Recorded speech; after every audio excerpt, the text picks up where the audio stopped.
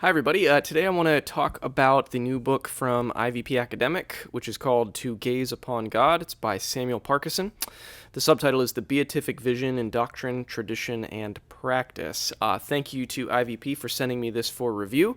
This is my honest take on the book. I'm going to walk you through my format of summarizing the main idea, talking a little bit about the research behind the project, the readability of the style, and then just some takeaways, some reactions I have at the end.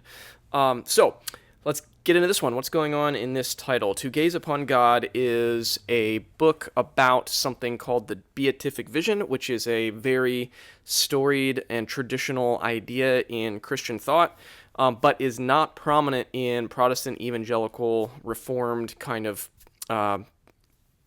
stream of Christianity.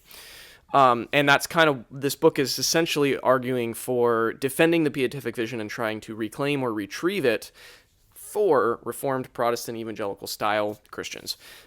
So the Beatific Vision, if you've never heard that term before, it is this, it's somewhat of a mystical idea, but it's this notion of kind of the culmination of salvation is going to be to gaze upon God, to be face-to-face with God, in a way, to enjoy without any filtering or any mediation or any corruption the full presence and face of God. And to experience that in its fullness is to consider the Beatific Vision and to consider that as kind of the culmination of the Christian life and the culmination of salvation.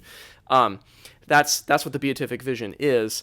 And so what Samuel Parkison is doing in this book, this is kind of the main idea, what he's doing in this book is he's arguing for, he's defining the Beatific Vision, and he's doing a little bit of historical work to demonstrate the biblical roots of it in the scriptures, and also throughout church history. So there's a chapter on the pre-Reformation scholars who talked about the Beatific Vision, and then there's a chapter on the Reformation era scholars, theologians who wrote about the Beatific Vision, and then there's some theological work at the end to argue for why it's an important doctrine for evangelicals in particular to recover or retrieve. So this is a project of theological retrieval.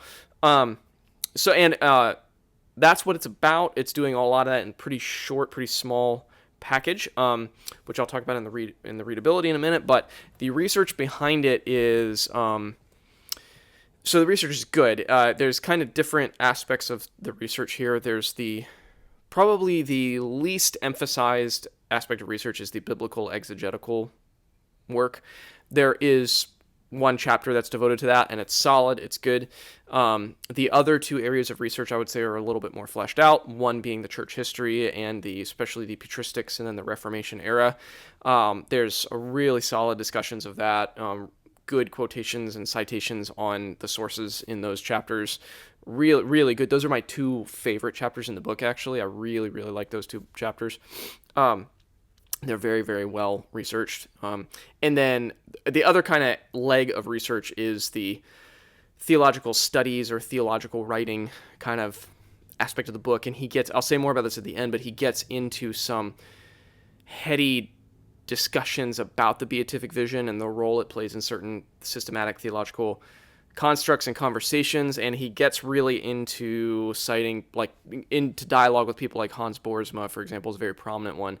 And so there's the biblical work, there's the historical work, and then there's the more explicitly theological work. All of them are present. Probably my favorite or the strongest from my view was the historical research. So it's really solid. All of it's solid, but that in particular was really good. The readability of it is a little bit varied. So most of the book I found most of the book very readable. In a lot of ways, this is kind of a primer on the doctrine of the Beatific Vision. I could see this being an intro book in like a undergraduate course or something, theology course that introduces this idea. Most of the book is very accessible and readable in that way of being an intro. Someone who doesn't know anything about the Beatific Vision will get a really, really good overview of it and a historical discussion of it here. And all that stuff is good. The wrinkle with the readability is later in the book, particularly the chapter on theological retrieval, in my view, got surprisingly in the weeds on some metaphysical theological discussions about is the Beatific Vision an ocular vision or an intellectual one? Is it, how does it interact with very, very nitty-gritty, in the weeds doctrines of justification and the Ordo Salutis and salvation, and he really is, and he even steps into some very granular contemporary theological debates between prominent theologians.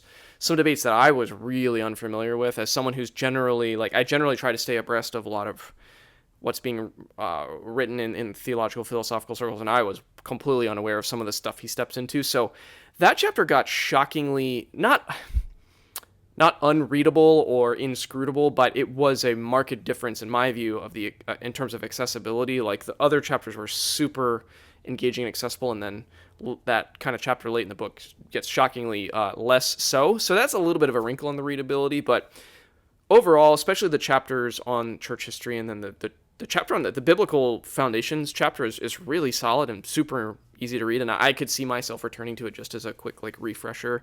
Really liked his discussion of, like, 1 John 3, then we will see face to face, or even the discussion about now we see through a glass darkly, then we will see in full. So, like, those texts in the New Testament, I think, get really good treatment in that chapter. But anyway, so the readability mostly good, but little wrinkle there at the end. And then, so my reactions are mixed positive, I would say, to this.